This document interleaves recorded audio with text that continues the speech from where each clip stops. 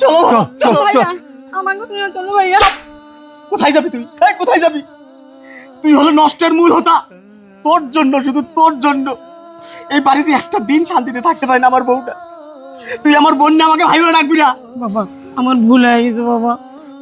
মা তুমি আর নাটক করিও না মা, তুমি আর নাটক করিও না মা। আমার অনেক কষ্ট হয় মা। ছেলেকে ভালোবাসতে পারো, ছেলের বউকে ভালোবাসতে পারো না মা। হ্যাঁ, আর তোমার ছেলের তো ওই জায়গায় যে ভালো থাকে, তুমি জানো না? প্রত্যেকটা ছেলে তার সংসারে একটু শান্তির জন্য কত ছোটাছুটি করে, কত কষ্ট করে। মা গো, আমি অনেক কিছু জানি, অনেক কিছু জানার পরে তোমাকে কিচ্ছু বলি না। কাকে কি বলবো আমি? তুমি আমার মা, বউয়ের কথা শুনে তোমাকে শাসন করব, আর ওই বউটাকে আমি কি দিয়ে সান্ত্বনা দেবো? তোমরা যেভাবে আমার বউটার পিছনে লাগছো, যেভাবে অত্যাচার করো, যেভাবে মানসিক টর্চার করো, একটা গর্ভবতী মানুষকে দিয়ে তুমি বাড়ির প্রত্যেকটা কাজ করো, রান্না করো, কাপড় কাচাও। মা তোমার গোসলের পানিটা পর্যন্ত তুমি ওর থেকে নাও।